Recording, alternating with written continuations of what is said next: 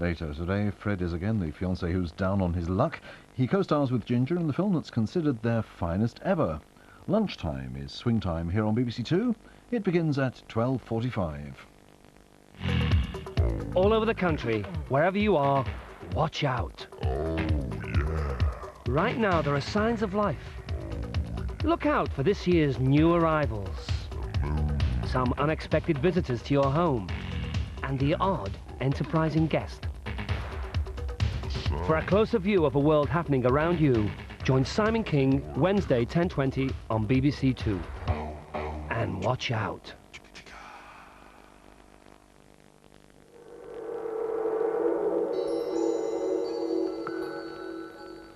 Now, from BBC2's Forbidden Weekend, Alex Cox introduces a film which made the British censor very uncomfortable before the outbreak of the Second World War. Pastor Hall.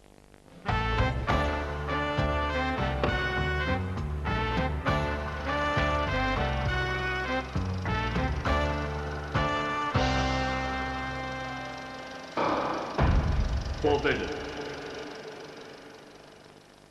One of the untold stories of the years between the wars is the extent to which certain members of the British ruling class gave active or passive aid and comfort to the Nazis.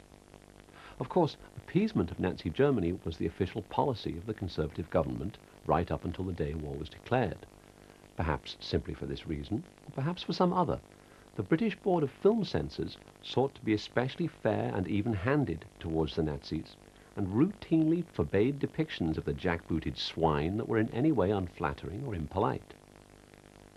In 1934, the Russian anti-Nazi feature Refugees was banned outright by the BBFC.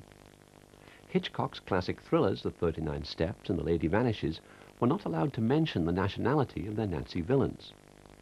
In 1936, the BBFC's principal script examiner, Colonel Hanna, halted production of a World War I spy film with the words, "I think the German embassy should be approached about it." That's rather like approaching Boris Yeltsin for permission to make a film about the Chechen genocide.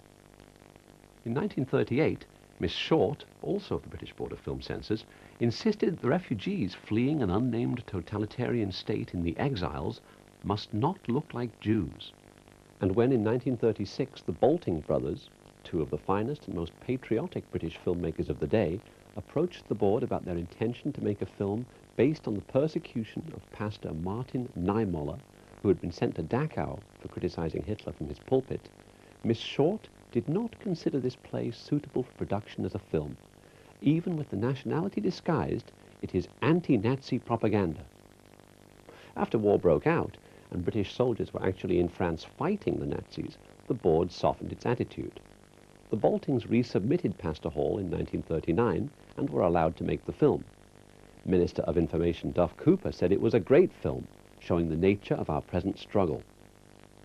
Even then, it appeared saddled with a cumbersome prologue, assuring the viewers that it was based on authentic, verified facts. It was the first time a concentration camp appeared in a dramatic film. So surprising was Pastor Hall to American audiences, who'd also been kept largely in the dark about the Nazis' atrocities, that the US version began with a prologue read by Eleanor Roosevelt, wife of the American president, opposing Hitler and his rule. Pastor Hall is a low-budget film. It relies heavily on sets and lacks the technical excellence of, say, Dead of Night. But it's a wonderful film, unfairly neglected in the years after the war.